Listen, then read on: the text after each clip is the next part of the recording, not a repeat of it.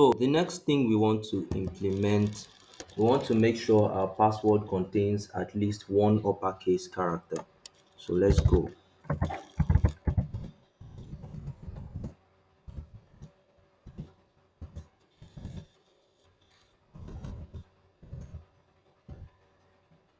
Okay.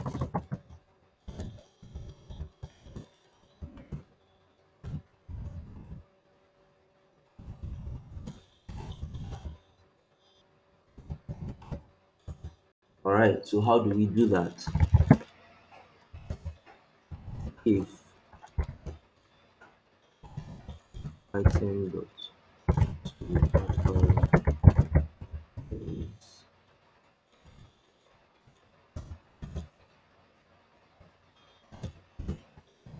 and item lowercase is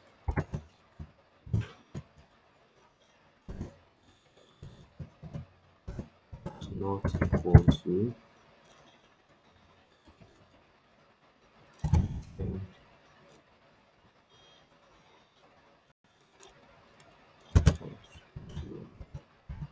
uppercase.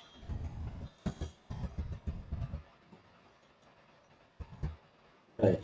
So in this line of code, we are saying if item equal to item dot to uppercase and item dot to lowercase is not equal to item dot to uppercase. This is a test to determine whether or not an alphabet uh, an alphabet entered is in uppercase or lowercase. So in this case, we are going to say uppercase counter increment. Yes. So now,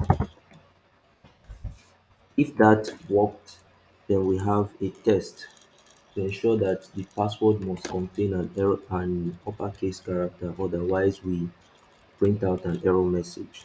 So if uppercase counter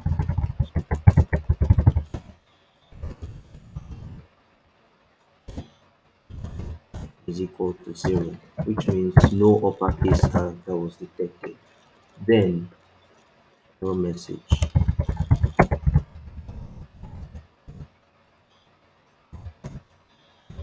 password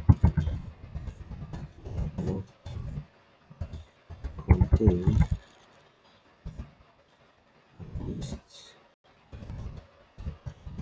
one uppercase.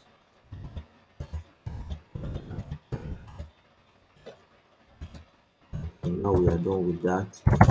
Proceed to lowercase character. So our password must contain one lowercase character as well, at least one. So we just copy and paste. Change this rule from here. This is what's going on. One lowercase. Alright, so how do we go about that? If item equal to input to lowercase and item lowercase is not equal to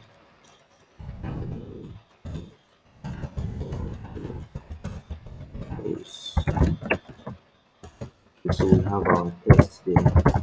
And this is called a conditional statement. So if it meets this condition, then we are going to increment lowercase counter, say plus equal to 1. In this case, write another test before it prints out the error message. So it's lowercase,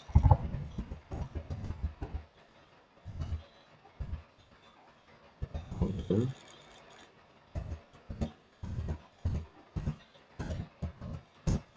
which means if there was no lowercase character detected, then it should print an error message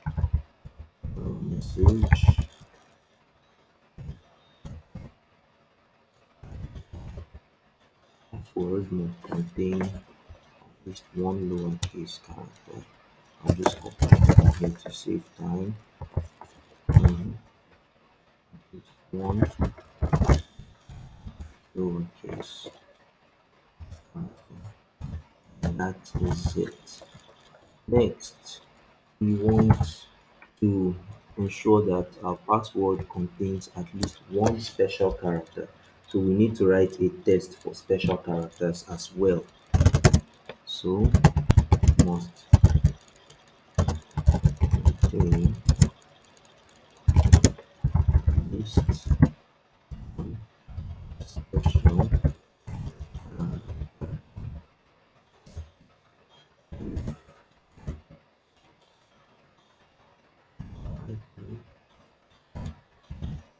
lowercase equal to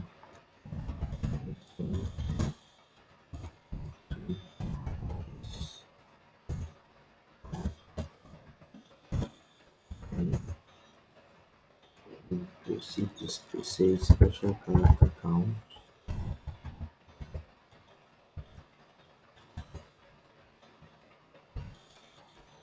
increment. And if no special character was found, which means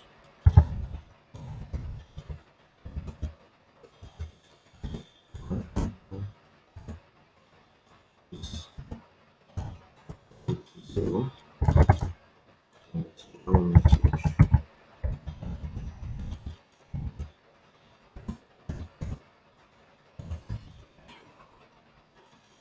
password must contain at least one special character.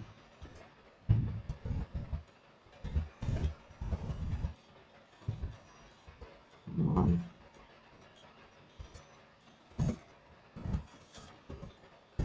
Okay, so now we are done with that.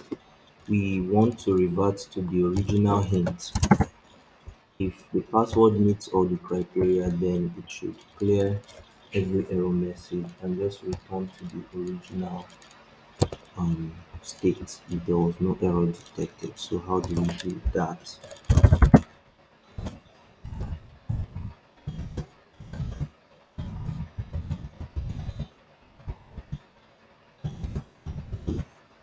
Error detected.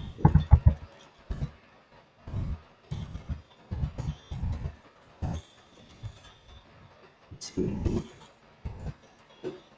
index. We're not using index this time, we are using array.length is 1 or equal to 8. We specify that um, our password should contain at least 8 characters and at most 30 characters. So we are going to use array here. So array.length again less than 30. And say less than or equal to. Go back up to that rule. Okay. Any password to 30 characters. So array.length is more than 30 characters. It prints out an error. Okay. So and uppercase counter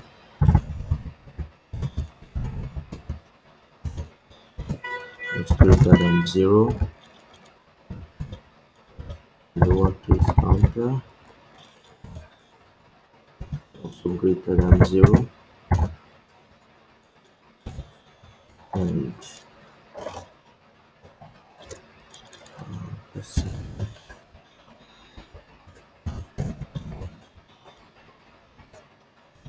special car count, special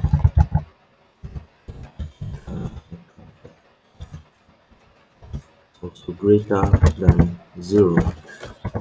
So after all meeting all these criteria, you can then say error message.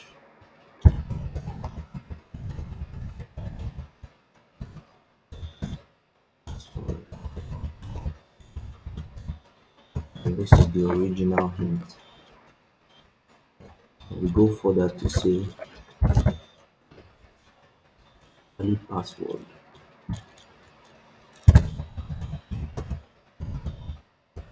We add it, valid password, then add after the validity check. If the item checks out, then we add it. Alright. Next, we want to implement some checks. Make sure that it's correctly setting out the error message on the screen. So we can say if valid password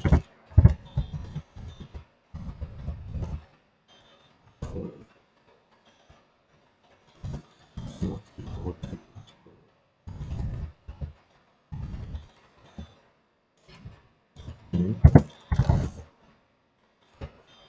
complete,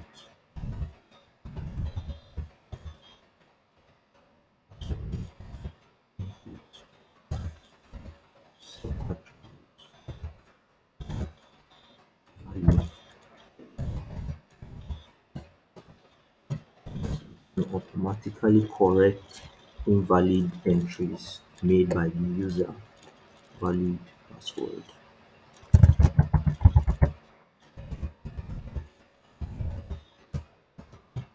Right.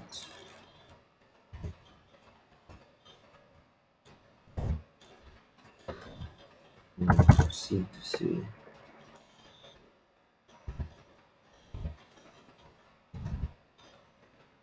error output.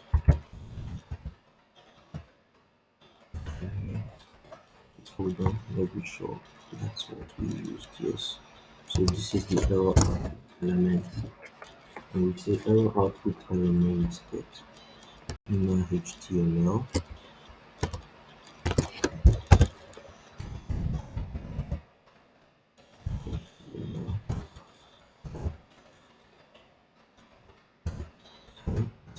Function equal to error message. Alright.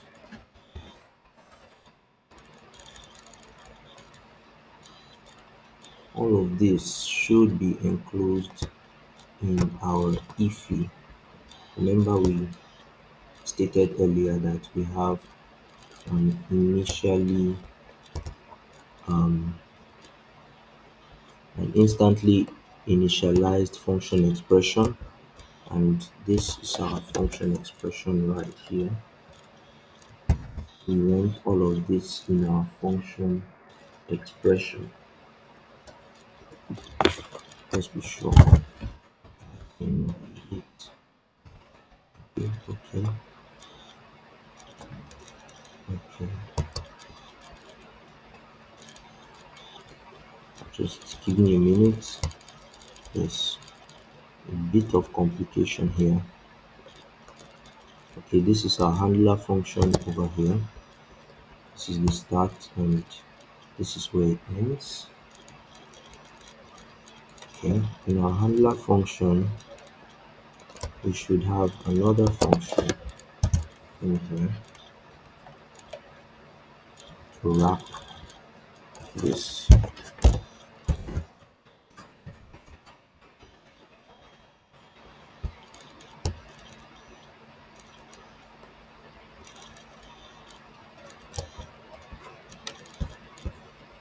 Wrap all this logic.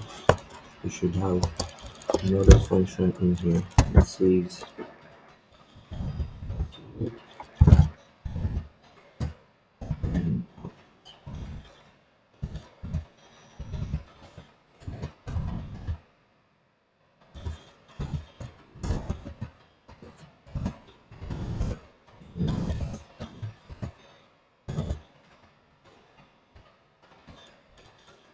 then we can pass our password to it. Say password string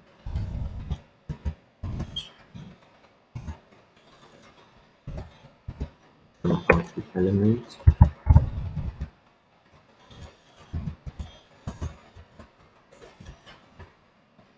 All of this should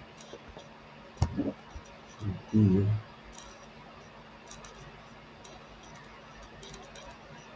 a little bit of conflict here.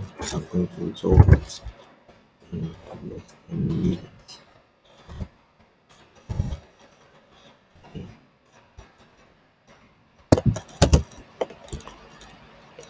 This is getting a bit complex for beginners, but I hope you can follow me through this. I really appreciate that. You can follow me through this, then you're going to really get what we are doing. So let's come back here. Here we'll say passport.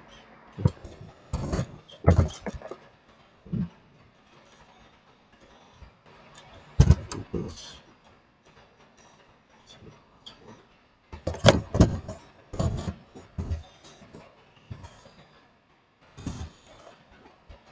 the output element document.get element dot password input correct.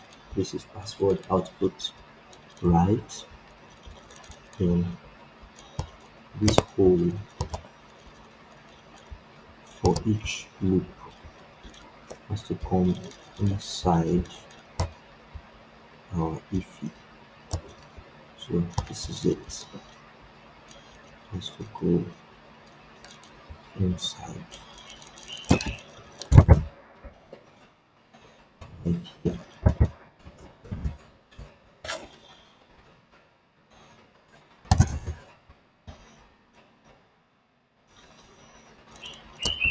This is lowercase down there. Lowercase. And all of this goes inside our if. I think I just dealt with that problem. Let's see the results of it. Let's wait. And I believe you cannot wait too. Let's see what we have in the browser right now. So when I type a password here, okay, still giving me this. Well, that's because we haven't attached our event listener to the update password function. So here we'll just change the event handler to the update password function, and we pass the event to it. So here should work now.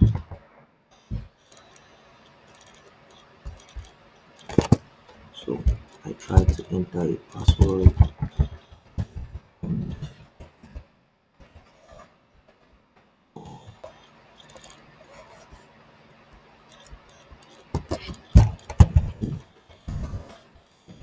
something we are missing. Obviously we are missing something. Earlier we find it a better. So let's go back here and look through our code again and look through it critically. Password, yes, password has to be password dot string, password dot split rather, it to be with the email string. Okay, this might not be the only error, but let's see. Debugging, live coding and live debugging can be tedious at times because this is sometimes not predictable. Okay, I have an error here. It says password string dot for each is not a function. So I think I just fixed that error now, and let's try the password again. All right, so it now works. We have our password input now giving us error messages. So I enter password and yes, that is correct. Next off, we want to hide one of these icons and we want to be able to toggle our password view so that when we type a password, we can click to view or click to hide it. So we just go back here and we write another function under the password, the password handler, where this function is going to be, let's say, toggle review. Toggle means to switch between two states. So toggle reveal here. Yes. Now we are going to proceed to write that function. So let's say the function toggle password visibility, toggle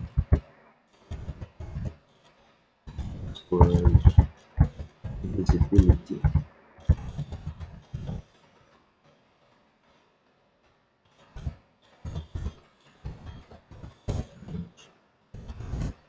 Watch. So we want to get three different elements from our HTML. To be able to toggle the password visibility, we need to change an attribute on the password input element. And this attribute is the type. We want to change it from type password to type text. And we want to do this programmatically so that when we want to reveal the password and we click on that icon, it changes it to type text. And if we have type text here, then when we try to type a password, we'll be able to see what we are typing. So for example, I've changed it there manually. If I say I want to type a password, something random, some random password. So you see, it works. So we need to be able to change this value between text and password from the JavaScript. So in order to do this, we need a reference to that element. So we say const password input equal to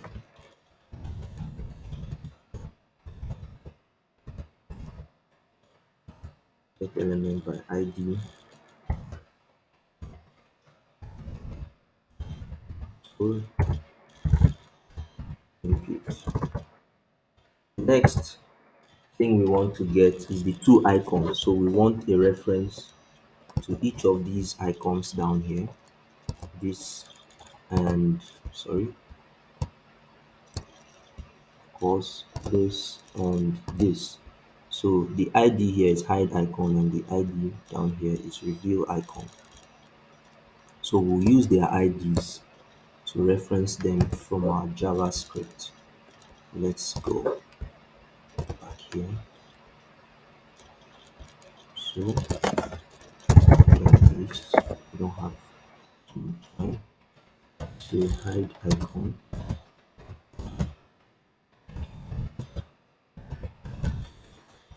photo,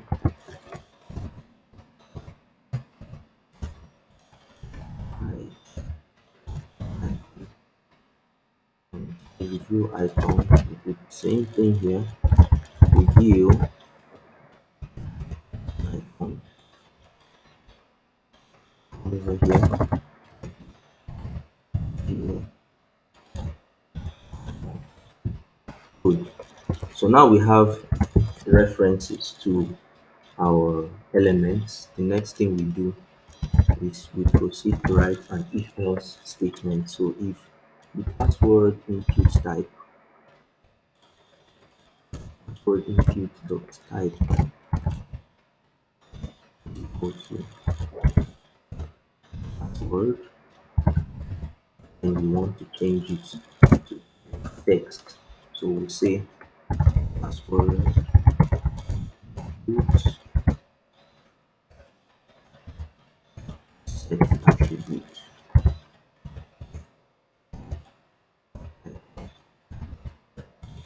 We change it to text. The next thing we want to do is we want to hide one of the icons. So if we are changing our password from hidden password to a visible password, then we want to hide one of the icons, and the icon that we should hide is the hidden icon, right? The hide icon. So we say hide icon dot style dot display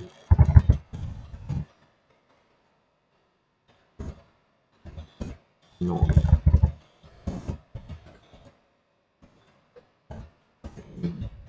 The reveal icon, say reveal icon dot style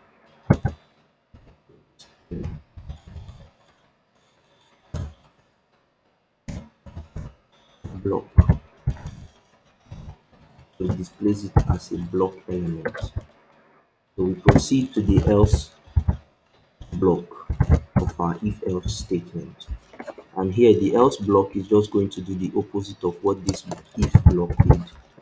So we are going to reverse everything we did here. Type has to go back to password. This go to block, and this one is no. Now we are almost there. When we refresh, you see that our functions,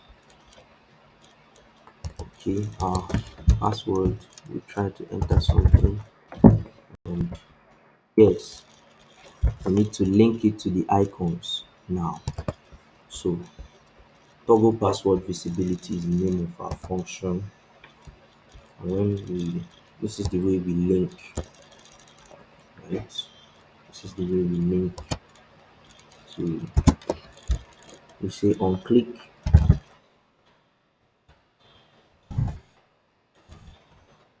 toggle password word visibility. We call the function. So calling a function, we use these brackets, open and close bracket after the function name. That's how we call a function in JavaScript. Then the reveal icon has to stay hidden. Once the page loads, in order for one icon to show, we need to hide the other. So we say display, this is the initial state, display no, and voila, we are good to go. When we refresh the page one last time, This is what we have. So when we begin to type a password here, pass, and we say reveal, it shows us, and we decide, okay, one, two, three, edit, view.